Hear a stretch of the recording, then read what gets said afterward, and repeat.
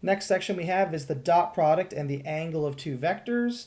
The dot product, as a reminder, we are just multiplying like components. So first component times the first component plus second times second plus third times third. And that result is the dot product.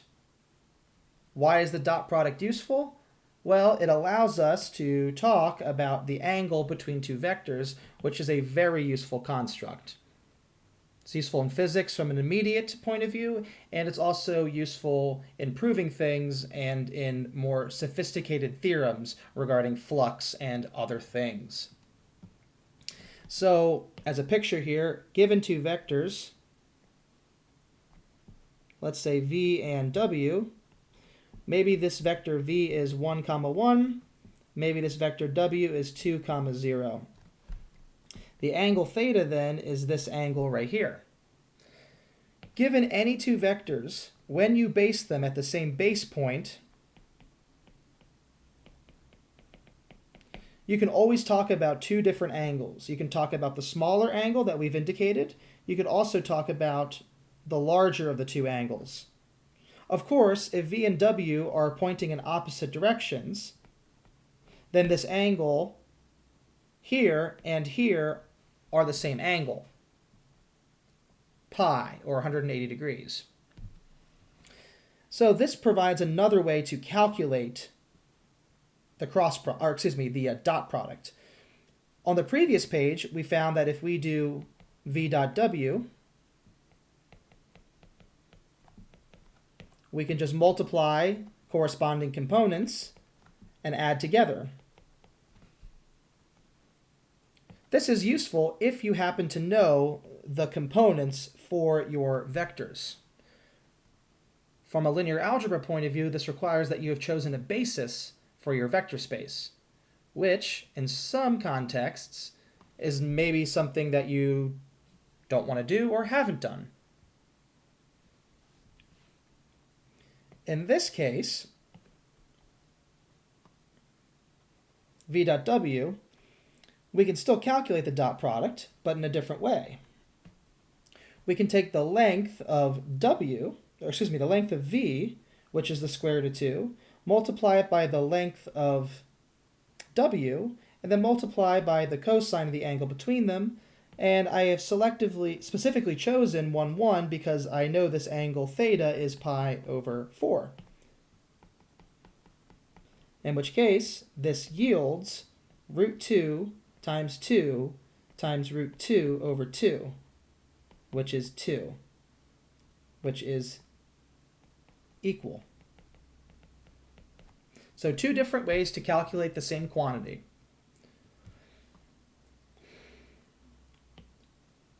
A lot of times, this right-hand side is not necessarily used to calculate v dot w. Rather, you do know the components of v dot w, so you can calculate this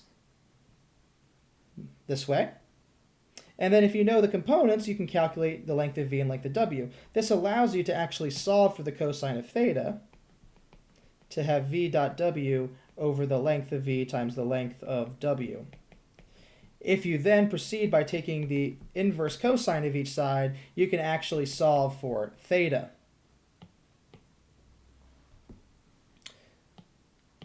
If v dot w is 0, then the two vectors must be at a right angle, so i.e. at a right angle. So orthogonal is the same thing as perpendicular, in this context at least. So notice here that if the cosine of if v dot w is 0, then 0 divided by something non-zero is 0. The only way the cosine of theta is 0 is if theta is pi over 2. Sure, it's also true for 3 pi over 2, but 3 pi over 2 is not between 0 and pi. So the only viable angle is pi over 2, which is a right angle, 90 degrees. This fact is sometimes useful, especially in proving things, but as far as would a student encounter this often enough to have it committed to memory? Almost assuredly not. You will not. So don't worry about this. Big idea here, projection. So the projection of two vectors, so let's say a vector u projected onto a vector v, is essentially identifying what is the shadow that the vector u casts onto v.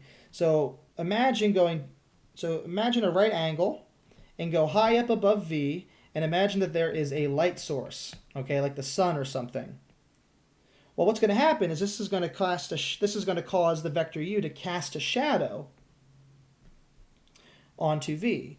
So the length of the shadow would be something like this. So this vector here, the shadow, is the projection of u onto v. This is sometimes read as u parallel to v because it's the part of the vector u that is parallel to the vector v. In a linear algebra class and some other classes, this is sometimes called the projection of u onto v in this notation. We don't use this though, but I know linear algebra does, and some of you have taken or are taking linear algebra. Not only do we have this vector here, we also have this vector here, which we can define this or name this to be u perpendicular to v, because clearly this vector is perpendicular to this vector v. Via the above idea on the previous page of geometric vector addition, if we add this red vector u parallel to v to this blue vector u perpendicular to v, then we should get this vector here, which is just u, which provides for us the following orthogonal decomposition.